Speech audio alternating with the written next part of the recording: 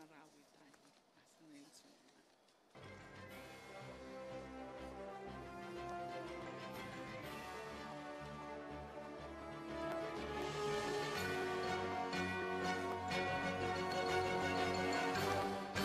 Good morning, ladies and gentlemen of the Malacanang Press Corps. Welcome to our Mindanao Hour and the press briefing of Presidential Spokesperson Ernesto Abella. Good morning, sir. Good morning. Today we're going to be joined by Health Secretary Pauline Jean Rosel Ubial to give us updates about in part of our pre-SONA series. Secretary Ubial will also share snapshots of the administration's one-year accomplishments leading to the SONA. So this morning we'd like the Malacanang Press Corps to please join me in welcoming Secretary Pauline Ubial. Okay, good morning, everyone. First of all, I would like to read the press release on DOH position and update on Marawi City. The Department of Health issues today this positive statement of hope for Marawi City after months of clashes between government troops and the Maoti terrorist group. Composed of 96 barangays, Marawi City has taken siege by the insurgents since May 23 that resulted in a total of 40 deaths as of July 16, with cases ranging from acute gastrointestinal infections to heart-related diseases. 16,411 patients were admitted or treated in health facilities, both government and private, free of charge. There was also a total of 882 patients referred for treatment from the evacuation centers to hospitals. When translated to number of individuals, the overall affected population is about 465,000 persons, close to 500,000 people. Temporary shelters were set up in 87 evacuation centers to accommodate 26,991 internally displaced persons, while those living outside evacuation centers or home-based IDPs added up to 97,788 families, or 438,701 individuals. In these times of conflict, DOH recognizes the significance of addressing mental health issues of affected people. Thus, part of its services given to the internally displaced includes psychosocial first aid, processing, and coping with stress mechanisms.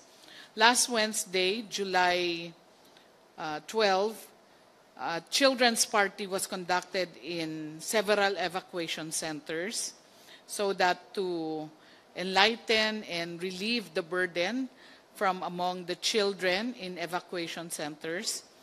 We are likewise distributed LED TVs for education, health messages, as well as entertainment during the evenings.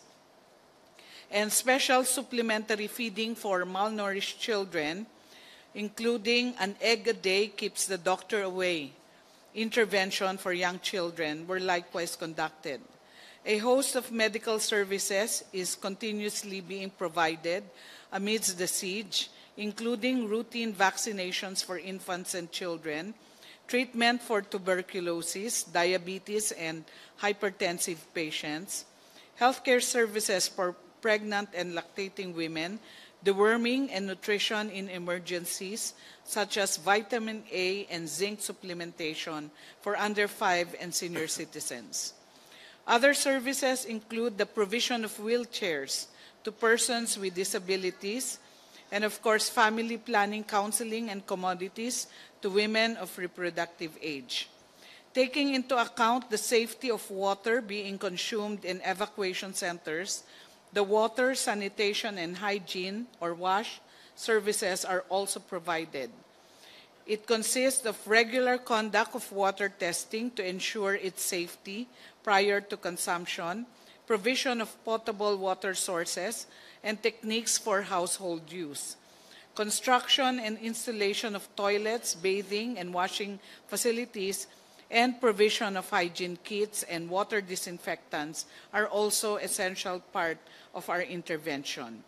In terms of logistics and funding, the DOH has allotted a total of 55.2 million cash assistance to both DOH and private hospitals, and 30.4 million worth of logistics, totaling 85.6 million of total assistance to responders for the Marawi incident. The DOH is really hopeful and at the same time incessantly praying for peace in Marawi City. Let us continue to hold on to our vision that one day peace will once again reign in the city, that Marawi will stand up and be resilient against all forces of evil brought about by this senseless terrorism.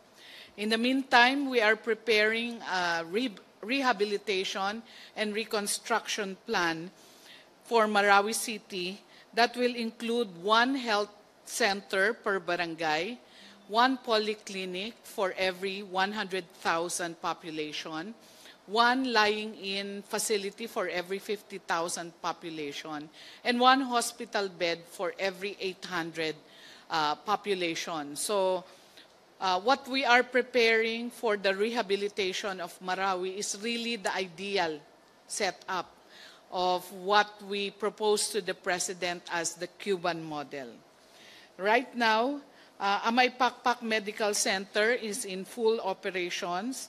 Our hospital, 300-bed hospital in that city, is fully operational. It has suffered minor physical damages and loss of logistics and equipment. And the Department of Health is ready to replace it at a cost of around 5 million pesos. In the meantime, for the SONA, we are happy to report to our people that we have prepared our report of the 365 days of the Department of Health, which focuses on the marching order of the President of take care of the poor. This was the directive of President Rodrigo Roa Duterte upon my assumption to office. The DOH set out to epitomize the President's malasakit and compassion for the people through the Philippine Health Agenda. The Philippine Health Agenda is both a strategic vision for the health sector and a plan that is compassionate and inclusive, as exemplified by our slogan, All for Health Towards Health for All. We have improved transparency in all our offices by adopting initiatives for freedom of information, strengthened our fight against corruption through the newly created Task Force Against Corruption. The President has also shown his support for the health of the people, exemplified by 3 executive orders passed in the last year. He signed first Executive Order number 12 with zero unmet need for family planning last January. Then Executive Order number 26 last May on smoke-free public places, enclosed places, and public conveyances. And the third, but not the least, of course, is the Executive Order on the regulation of firecracker use in this country. In support of improving health services throughout the country, the President has also approved the Philippine Facility Development Plan 2017 to 2022. The medium-term investment plan for government in rehabilitating, upgrading, and constructing new health facilities across the country, which includes 9,604 additional barangay health stations in the next 5 years, 2,289 additional rural health units and urban health centers, and 750 polyclinics. So these facilities represent the primary health care or public health facilities. And additional, in terms of hospital or personal care, 42,856 additional general hospital beds, and the creation of 2 mega hospitals, which are our concept of a PGH-like hospital that will be located in Visayas and Mindanao to provide almost all types of specialty services and serve as the ultimate referral center for major island groups outside Metro Manila. To ensure that all Filipinos, especially the poor, marginalized, and geographically isolated disadvantaged areas, have access to essential health services, we have rolled out the Check Up campaign. The campaign ensures that every Filipino is seen by a health professional and is provided information on health and available essential health services to protect him or her from the triple burden of diseases. Since July 2016, around 19 million poor Filipinos were seen by a health professional in this campaign.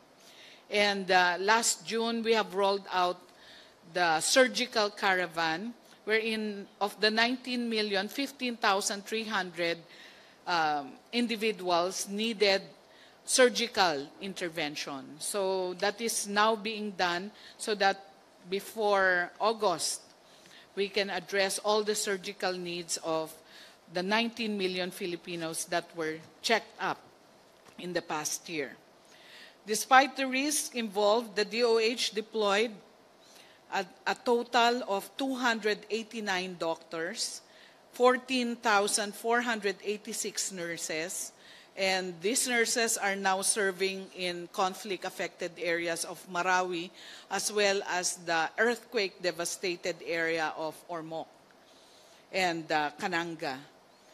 And it is through the heroism of these individuals, as exemplified by our dear doctors to the barrios, Dr. Dreyfus Perlas, who died in March this year, heroic death, serving the people of Lanao del Norte, that Filipinos in far-flung areas have access to care. We have worked with PCSO, PhilHealth, DSWD, to facilitate access to financial assistance of the poor who need health care. By the end of the year, all NHTS and poor patients admitted in government hospitals no longer need to line up at DOH, PCSO, PhilHealth, or DSWD offices to receive medical financial assistance. This will now be processed at the hospital that they are admitted. So these are some of the in capsule snapshots and accomplishments, highlights of the Department of Health under the 365 days of President Rodrigo Roa Duterte. Thank you. Questions? Okay, the floor is now open for questions. Yes, Pat Manguni of TV5. Secretary Ubial, good morning po. Ma'am, you mentioned earlier about a slain doctor from a far-flung area. Meron na naman po sa Cavite recently. Can we get a statement, ma'am? Why do you think this happened and who did this? Thank you. The slaying of the doctor, he was actually murdered point blank by riding in tandem assailants, is still under investigation. So we have not uncovered the reason for such murder of our doctor. But actually, to our count, there are 4 health workers already subjected to senseless killing this year. The first was Dr. Dreyfus Perlas in Lanao del Norte. The second was a doctor in Cotabato City. Attending to patients, was gunshot or subject to gunshot in broad daylight. And the third was another health worker from DOH ARMM and whose throat was slit in front of his pregnant wife in Arakan Valley, North Cotabato. And the fourth one is the Provincial Health Officer of Cavite. So, ma'am, how do you think we can protect these doctors from crimes like these? Yes, we're calling on the police and our security and investigation agencies to fast-track the early resolution of these cases and to bring to justice those who perpetuate these acts, because that's the only way we can actually protect not just the health workers but our people in general, to make sure that those who perpetuate the crime are brought to justice. Any more questions? Tia Renada of Rappler. Microphone, please. Thank you. Hi, ma'am. Ma'am, could we just have the latest update on the number of deaths in evacuation centers as of today? Yes, as of today, we have recorded 40 deaths in Marawi evacuation centers, and 20% are due to complications of acute gastroenteritis, 15% are due to pneumonia, and 12.5% due to sepsis. Now, I'd like to point out that all of these deaths are home-based evacuees. So they did not come from established evacuation centers, but they were internally displaced persons coming from home-based evacuees. And they died, all of them, except for 2, died in health facilities. The 2 patients died in transit, one being transferred from Amay Pakpak Medical Center to another hospital when the hospital was closed in May 24. So that was one of the first few casualties because this patient was being dialyzed. And the other one is also died in transit because the patient was brought home from the hospital, home against medical advice. So, dalawa po yung who did not die in the hospital. So, ma'am, just to clarify, none of these evacuees stayed in evacuation centers? The patients who were brought to the hospital and eventually died in the hospital did not come from the evacuation centers. This, ma'am, I'd like to ask about the smoking ban EO. What has been the update since the signing of the EO in terms of ensuring compliance among establishments? Is it right that the EO will come into effect on July 23? It's July 22. And it will be implementable because it is an executive order. So it doesn't need an IRR to implement it. And the major players for its full implementation would be the local government units and the other national government agencies like PNP, MMDA, and of course the Department of Health. And we would like to address full compliance of all facilities in maintaining that indoor spaces and public places. So even if it's outdoor, if it's a public place, and public conveyances should be smoke-free. Ma'am, are you confident that there will be full compliance by July 22, given that the EO has very specific requirements for designated smoking areas, but there's a requirement for automatic doors, and so, ma'am, do you think that are you confident there will be full compliance by that date? Well, the problem is it's very difficult to comply with the executive order, particularly if an establishment will put up an indoor designated smoking area. So we're advising establishments to actually, hopefully, just establish outdoor designated smoking areas because it's easier to comply with that. We're expecting that there might be some non-compliance, but I hope that our people would see the light of complying with the executive order because there will be sanctions. Last question from me. So, ma'am, the sanctions, will there be a grace period? Like July 22, some establishments don't comply.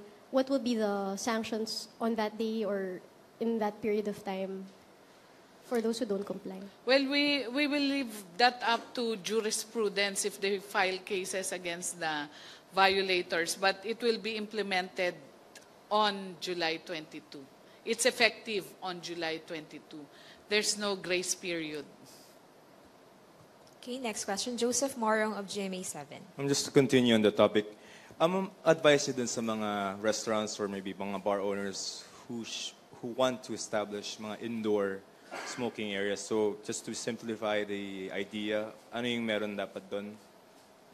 Well, it's clear in the executive order that it should be like completely sealed from the rest of the indoor spaces. So there should be no leaks and that there should be an anteroom before one opens to the regular indoor area. So buffer zone. Yes, there will have to be 2 doors that will be in place and that the ventilation should be separate. And well, in our perspective, that is very difficult to comply with, particularly the completely sealing an area indoor from the rest of the facility because in our many experiences, and it has been shown in studies abroad, that it is really very difficult to seal off a part of the building or an establishment from tobacco smoke or smoking. Because, well, even the very small spaces, the smoke can go through. So we'll just have to see how the establishments will comply, because if they don't comply, then there will be sanctions. Operational-wise, halimbawa may isang tao nag-yoyosi in a public space, can anyone just maybe sisitahin yung tao na yon and maybe report it to where? The reporting would be to the local government unit because they will be the ones that will establish the task force to implement the executive order. So in some areas where we have local ordinances implementing 100% smoke-free enclosed places, they actually designated task force members. Like in Davao, there's a smoke-free task force. So these are specially hired individuals that really go around and monitor the implementation of the ordinance. In Balanga City, they actually deputized the senior citizens to do the apprehensions. And in some cases, those who were given sanctions and tickets, a portion of that went to the senior citizen who executed the capture. Yes. So per LGU, ma'am, yung magiging deputization, no? Yes. Under the executive order, they are mandated to create a task force, and it will be the task force that will implement the executive order. Just last one. Ma'am, si Presidente parang impatient na siya in procuring the AFP medical supplies and meron yata siyang advice or reminder sa inyo. Paano yung magiging status na? Yes, we are, right now we've created a special Bids and Awards Committee to handle the AFP and military, not just AFP, also the PNP, basta military or uniformed health facilities, no? PNP, Navy, military, Marines, whatever. So lahat po yon, we have created a special bids and awards committee and they are fast-tracking the procurement. Kaya within July, kasi sabi ni Presidente, either 60 days or this month. Actually, we've used the Marawi incident to categorize the procurement under emergency procurement. So it can be procured within 60 days. All right, no, thank you. Next question, Rose Novenario of Hataw, to be followed by Ina Andalong and then Henry Uri. Ay, good morning, ma'am. Ma'am, nabanggit niyo po kanina yung marching order po ni Presidente sa inyo, yung Cuban model po ng healthcare. So, ibig sabihin po nito ay libreng serbisyong pangkalusugan. So, paano po yung pinasok ng nakaraang administrasyon na 20 ospital isa sa pribado, isa sa ilalim po sa PPP, paano po yun? Makakansela po ba yung kontrata or ano po yung gagawin? Kasi pag pinasok sila sa PPP, automatic po may bayad na yung doon pagpapagamot, di po ba? Paano po yung gano'n? Kung Cuban model, tapos under PPP yung public hospitals, paano po yung gano'n? Even in the past administration, the PPP concept and contracts were not pursued. So, wala po tayong hospital under PPP. So, yung sa orthopedic po, hindi na po yun. Wala na hindi po. Lahat po yun hindi natuloy. Oho. So, lahat po public talaga. Lahat ng development natin and upgrading ng hospitals is funded through the GAA, national government funding. Okay, thank you po. Ina of CNN Philippines. Good morning, ma'am. Ma'am, ano naman, going back to the EO on the smoking ban, ano naman po yung expectations for LGUs? Although kasi you were saying that it might be a bit more difficult for the private restaurant owners or establishments to comply with the designated smoking areas. For LGUs, do you expect them that on July 22nd, available, open na yung pocket areas for smoking? And what will happen if they do not have these by the 22nd? The local government units are actually the ones to implement the executive order. So they will be the ones to ensure that all public places have a designated smoking area. So, and also for compliance of public conveyances, that absolutely no smoking in all public conveyances. So sila yung magpapatupad nito. And well, we know that there might be some LGUs that will not comply with this, but we are working doubly hard for the DILG and the LGUs to eventually put this in full force. What do you mean, ma'am, that you expect that some LGUs will not comply? I mean, there are LGUs, you do expect more from them in terms of compliance. Because there's a lot of work to be done by the local government unit. So it depends on how they move forward in terms of the task force, in terms of the information education materials, and in terms of having the private facilities also comply with designated smoking areas.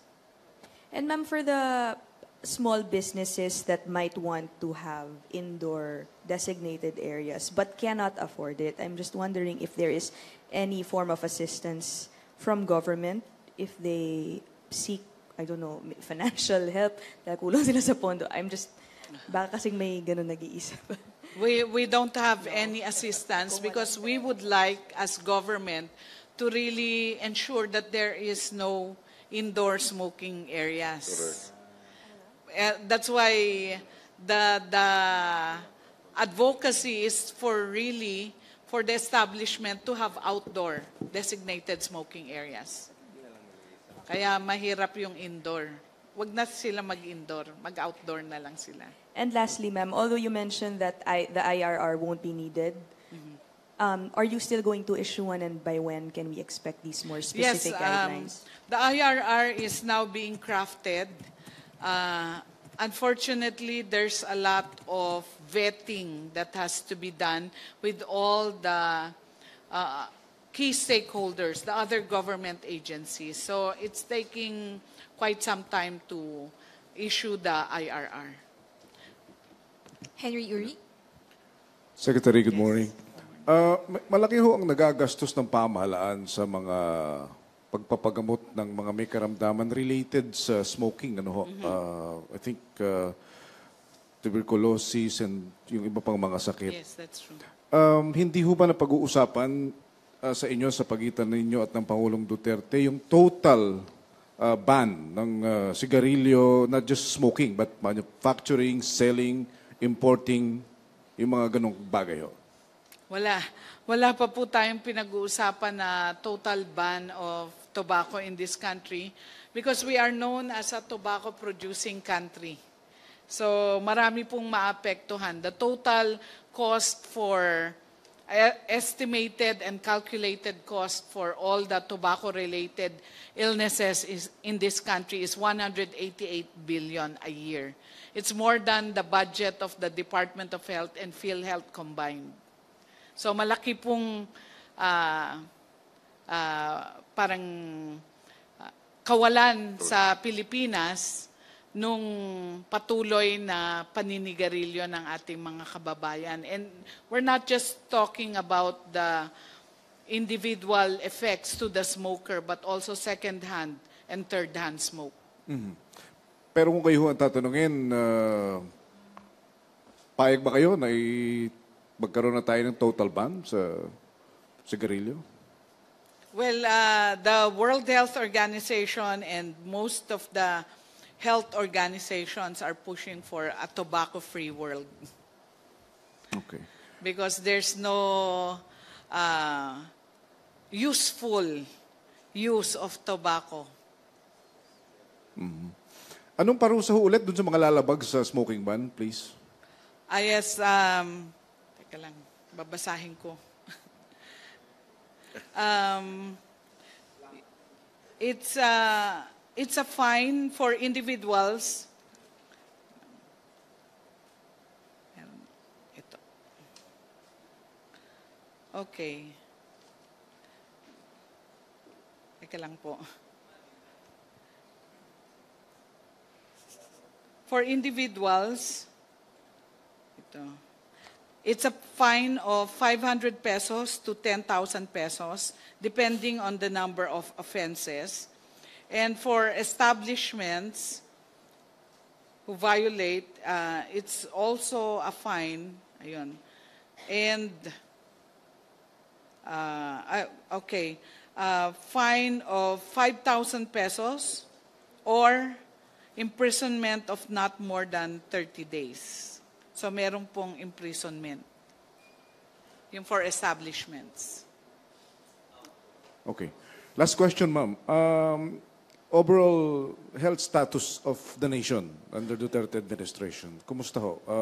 Malusog ba ang buong sambayanan or nagamot na ba natin yung malnutrition? Marami na bang mga nagkakasakit na nakaka-afford ngayon ng mga basic consultations lalo sa mga government hospitals? In the past 365 days, we were able to ensure that the poorest Filipinos have no balance billing in government hospitals. No? But still, the out-of-pocket expenses in general for the population is still very high at about 56%. So, yun pa rin yung hinahanapan natin ng paraan so that we can bring down out of pocket. So even the not so poor and the not poor, gusto natin matulungan in terms of their health expenses. And in terms of the disease occurrence, it is very difficult to bring down diseases in 1 year alone with interventions. It takes about 5 to even 10 years of consistent intervention to bring down diseases. Like, for example, tuberculosis. We're one of the highest tuberculosis prevalence in this part of the country. 322 cases per 100,000 population. In other countries, it's about 22 or 27. Sa atin, 322. And we can only bring that down if we consistently and for a long period of time really try to get all the known cases of tuberculosis and put them under treatment. Unfortunately, because of the nature of the disease, and the stigma that is attached to it, many Filipinos don't seek treatment. Even sabihin natin, inuubo na sila ng 2 weeks or more. Even if the drugs are for free, they don't go to the health center. So that's really a big challenge. And what we try to do in this administration is to really bring out to the people the diagnostic facilities. Kasi sa ngayon, mga health centers and hospitals lang ang kaya mag-diagnose ng TB. We want to bring in mobile teams to go to the community and diagnose TB in the communities, even in far-flung areas and hinterlands. So, consistent dapat for the next 5 years, and we can have siguro the cases of TB. But for other diseases, like for example, HIV/AIDS, it's still going up, and the way to also address HIV/AIDS is really to get to all positive cases and treat them. Unfortunately, yun rin ang problema natin because of the stigma. Many of our people who are doing risky behaviors don't get themselves treated. Even up to the time they are hospitalized, and we see the opportunistic infections, they do not want to undergo HIV/AIDS testing. In denial pa sila. So there's really a lot of challenges. But we hope with consistent and effective allocation of resources, we can bring these diseases down. Particularly sa ating vaccination campaigns, I think we have the full support. We have all the vaccines we need. Hopefully, the 15 immunizable diseases that we have will be brought down in the next year or so. Yung measles, rubella, mumps, these are already eradicated in other countries because of high vaccination rates. We can bring it down. And we have eradicated polio. And hopefully, by the target is 2018, we can really say that the Philippines is able to eradicate polio with combining oral, bivalent polio vaccine and injectable polio vaccines. So marami po tayong challenges, but hopefully with the full support of the President and this administration, we can have all the resources so that we can address the major causes of illnesses in this country. Okay, just last question from Rose Cause.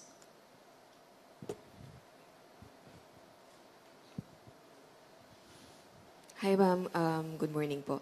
Regarding po sa smoke-free public places, kasama po ba sa kino-consider natin, kasi you mentioned na you will work with DILG full force sa pagpapatupad po nito. Yes. Kasama nyo ba sa kino-consider po yun pong name and shame campaign ng mga LGUs na hindi striktong magpapatupad? Kasi maaring epektibo sa Davao City, pero pag nationwide ang pag-uusap, mas mahirap po ito. Alam naman po natin na maraming kautusan na nag-exist, pero pagdating sa pagpapatupad, dun po tayo nagkakaroon ng problema. Yes, that's a good idea, no? We did that for firecracker injuries. And we brought down the firecracker injuries by 30% this year. So hopefully, and we have not brought it down in the last 10 years. We named the LGUs who were among the top or highest injuries in the country, and it brought down the firecracker injuries. And we are ready to explore that idea of really naming and shaming some of the LGUs that are not complying, and also rewarding those that have fully implemented the 100% smoke-free environments. By the way, we have recorded 48 countries in the world that has smoke-free policies. 48 pa lang po. And hopefully, the Philippines will be one of the leaders in this endeavor. We're part of the 48 now. And Australia is actually leading the way. But we hope the Philippines will be among the leaders. We have 189 countries member of the World Health Organization. Okay. Thank you very much, Secretary Ubial. All right. For the daily Marawi update, Brigadier General Resti Padilla will not be able to join us today or for the rest of the week. However, we do have just certain summaries that we can state. Civilians killed by terrorists, summary is 45 so far. Civilians rescued, 1,723. Terrorists killed, 405. Recovered firearms, 511. Government casualties killed in action, 97. Buildings cleared, 17. The Office of Civil Defense will give their update on Bangon Marawi every Friday.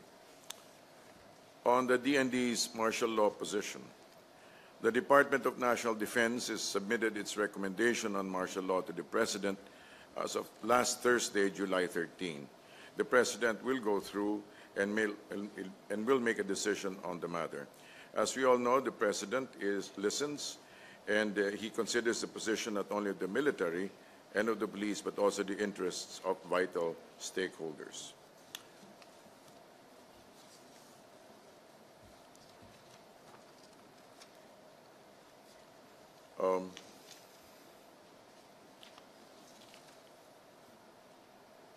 We're open to a few questions. All right. Okay. Okay, Joseph Morong. Sir, just the last point po. Sa martial law, sir, Yes. when do we expect the President to announce his decision? Kasi mag-expire na on 22nd, no? Yung It martial should be law. on or before that. On or before, sir. What will be only if you know, sir, what will be the primary consideration of the President when deciding whether to extend or lift? Again, of course, it will be the threat to public safety, especially in concerned areas. Yes. Thanks. That's it for me now. Question? TV5, Pat Mune. Sir, I believe Secretary Lorenzana has recommendations on martial law. Can we get a few details on this, sir? Like I said, he already presented, and it has to be studied by the President. It's being studied by the President. Thank you. Any details, sir? Can we get? We'd rather not preempt the President's decision. Thank you, sir. Next question, Pierre Nada.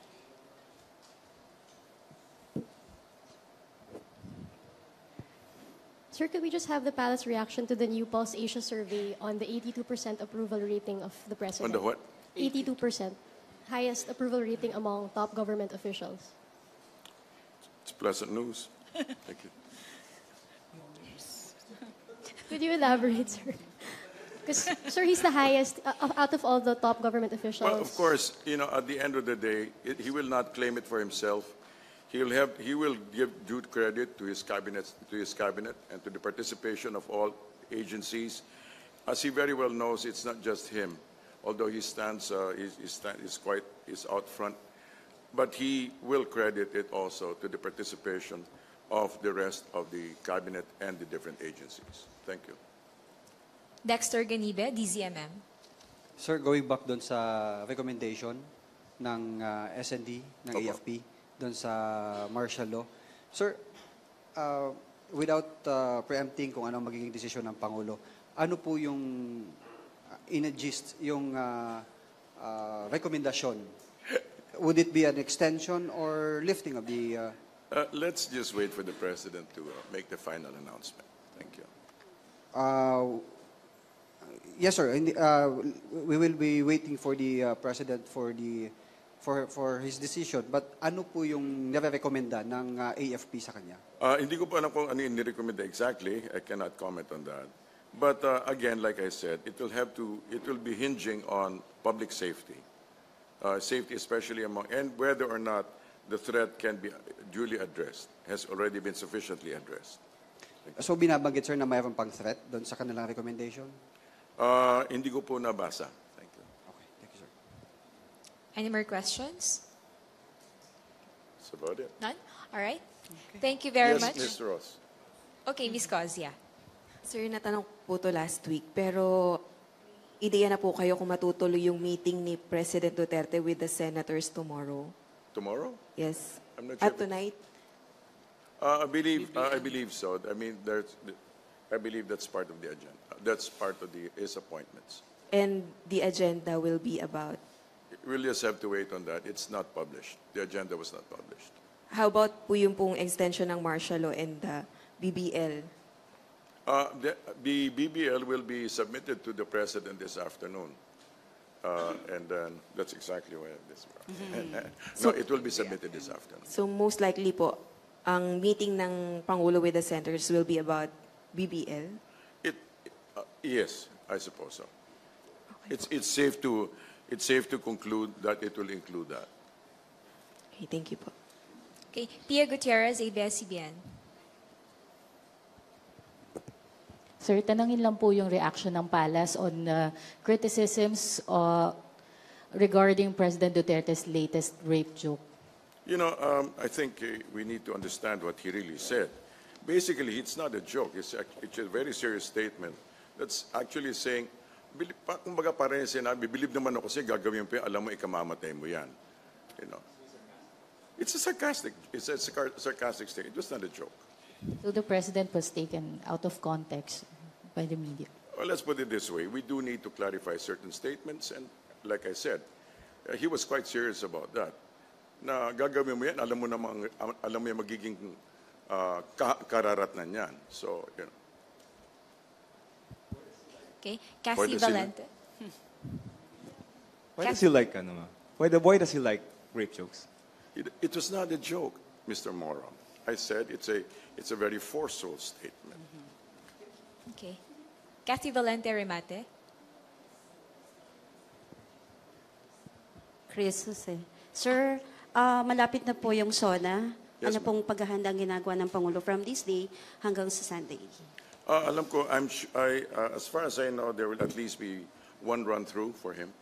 And basically, it's all making sure that his message is what we all know already what he's done. So it will be basically a summary of what has happened in the past, a clarification of his position, and looking forward.